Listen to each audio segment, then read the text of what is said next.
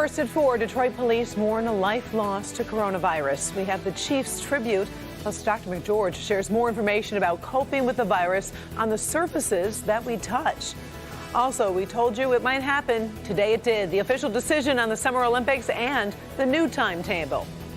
Criminal charges in Macomb County against the man who's supposed to be enforcing the law. We'll run down the accusations against prosecutor Eric Smith. Good afternoon, Ben. Karen, blame the clouds for the temperatures staying around 40, but the 50s show up tomorrow, and they will be with us for quite a long time. We'll see how long right now. First at 4. Live from downtown Detroit, home of WDIV and Click on Detroit, Local 4 News First at 4 starts now. Good afternoon. I'm Karen Drew. Detroit police are in mourning.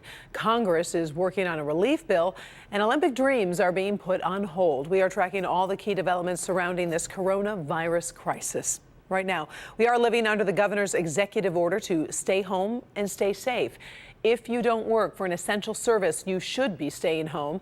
Oakland County has gone even further than the governor, requiring businesses to screen essential employees before letting them stay at work. Today, we now have nearly 1,800 confirmed cases of COVID-19 in Michigan. Right now, 24 people have died. We've learned one of those deaths is a Detroit police dispatcher. Mayor Duggan says the 911 operator was 38 years old.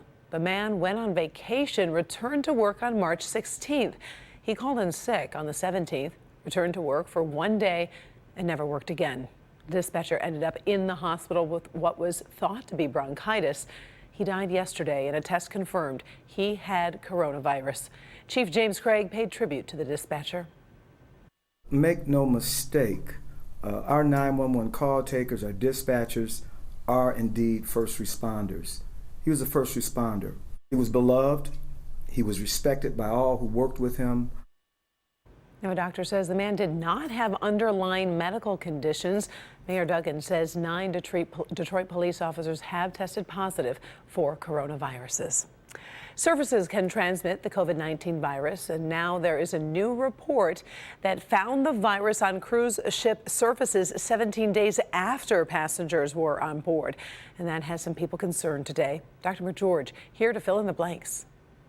An important point that needs to be clarified is that the researchers only reported finding genetic remnants. That's the RNA on the surfaces. There is no indication one way or another that this represented actually contagious virus. Nonetheless, though, it does speak to the more important point. Virus does survive on surfaces. In fact, the best study that we have actually found that COVID-19 virus can remain contagious on both plastic and stainless steel under ideal circumstances for at least 72 hours. Now, on cardboard and porous surfaces like cloth, the survival is much shorter, but the bottom line is this is why we keep saying wash your hands and don't touch your face. Now, I also quickly want to mention something that many people might have a concern about, and that's food. Be sure to wash all fruits and vegetables just as you normally would. Back to you. All right. Thank you, Doc. After weeks of speculation, the 2020 Summer Olympics in Tokyo has been postponed due to the coronavirus pandemic. It became official after the International Olympic Committee and the Japanese government agreed on the postponement. This comes after mounting pressure from groups like USA Swimming, USA Track and Field, and the Canadian Olympic Team. Officials say the games will happen no later than the summer of 2021. NBC's Mike Tirico explains how Olympic officials had many factors to weigh. Some folks were wondering why it didn't happen sooner, but you have to remind everyone, this was scheduled for 4 months from now, and it takes 7 years to put an Olympic Games together. So it's hard to just snap a finger and say, this isn't going to happen. Eventually, they got to the right place about as quickly as you can in this situation.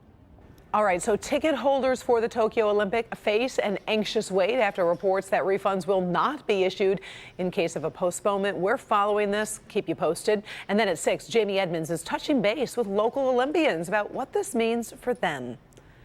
President Trump continues to push for the country to reopen as soon as possible. He's hoping businesses can get back to business by Easter, which is April 12th. That's one day before Governor Whitmer's stay home, stay safe order is scheduled to run out. Most public health officials are not ready to commit to that timeline. The president made the comments during a town hall on Fox News. Frantic negotiations continue on Capitol Hill to come up with a stimulus package that will soften the blow of the pandemic on the economy, businesses, and workers. Devin Skillian in the newsroom tracking the progress on that. Devin. Well, Karen, things could change moment to moment, but today the Senate Minority Leader Chuck Schumer says the Senate could be on the 2-yard line. They're that close to getting this deal done. Hard to say what the final package is going to look like, but we are still hearing it's a $2 trillion deal in the Senate. It would involve expanded unemployment benefits plus direct payments to Americans of $1,200 a person, $3,000 for a family of 4. Those numbers could change. Now remember, all of this has to pass Congress before any of that money is sent out. So we'll have to wait the final package. But the biggest sticking point has been how much oversight should be included in the money. Republicans say the clock is ticking. Democrats say Americans also want accountability. We believe if billions of dollars are flowing through the decision of the Treasury Secretary to individual corporations, there should be transparency and accountability. Right now is not the time to be debating ancillary, unrelated issues. Now is the time to put out the fire. And there is a fire burning in this country right now.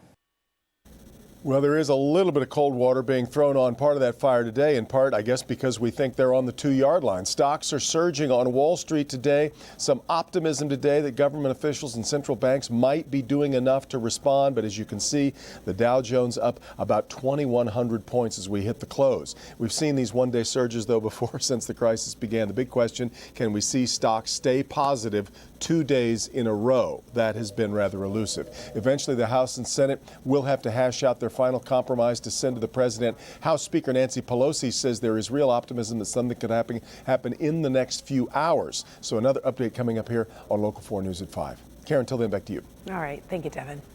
Another casualty of the fight against the coronavirus is a local veterans organization that takes in homeless vets. Vets returning home canceled a critical fundraiser last weekend, and its main pipeline to food security has also been choked off. Paula Tutman in Macomb County with the fight for survival for this organization. Paula. Hi, Karen. Let me just give you an analogy that my partner Justin gave me today. So we're in Romeo. This is downtown Main Street. And he said, you know what, if there was a tornado here, we'd be able to see the damage. That's just not the case in covering this particular story. A lot of the damage is hidden, particularly for this particular organization.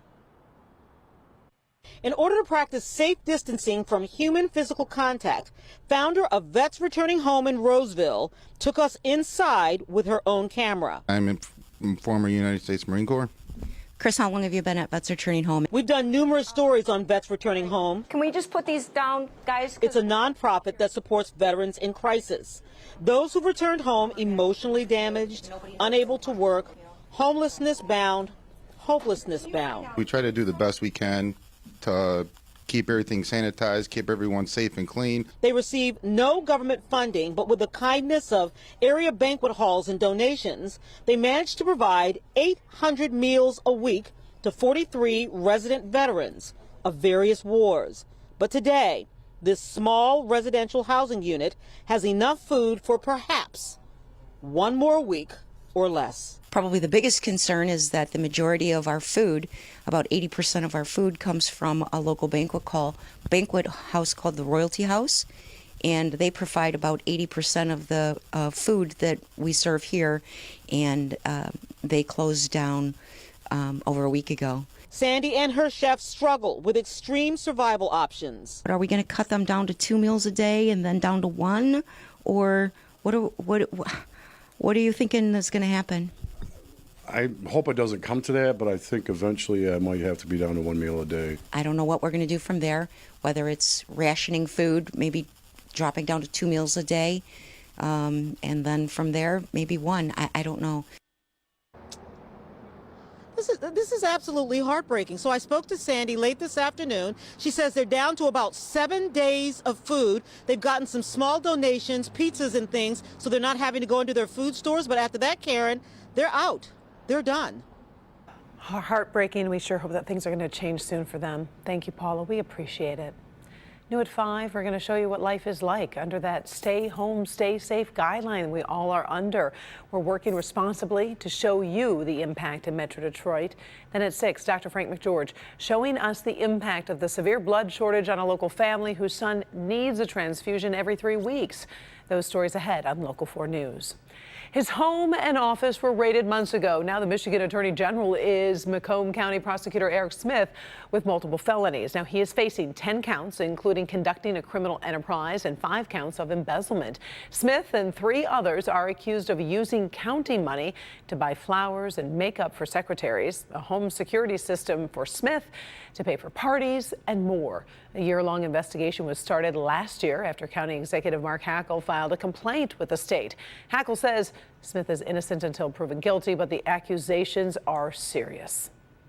I feel for his family and the friends and close associates that just don't want to believe this. But I don't think that the Attorney General would be bringing about 10 charges on a particular case like this unless they didn't really believe they had something that was going on in the prosecutor's office.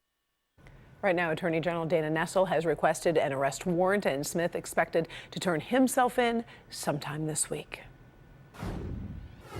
Let's take a moment for the first forecast. Cloudy, a little bit of cool out there, but I think a decent change is on the way, which we would appreciate, Ben. It's always nice when the sun makes an appearance. Yeah, and hopefully we'll get more of that than we're expecting, but the temperatures are definitely going to respond later in the week. Not so much today.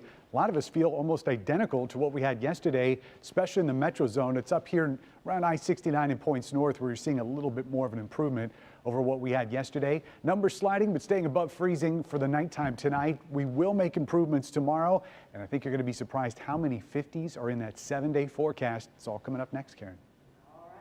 My kids would appreciate that. America's restaurants are asking for your help. What you can do tonight to give them a boost during a very tough time. That's one of our trending stories today. And drones tracking down people who are not following coronavirus rules. That's one of the stories we are following going on around the world. But first, encouraging news from China this afternoon. But how long did it take to turn things around? Stay with us.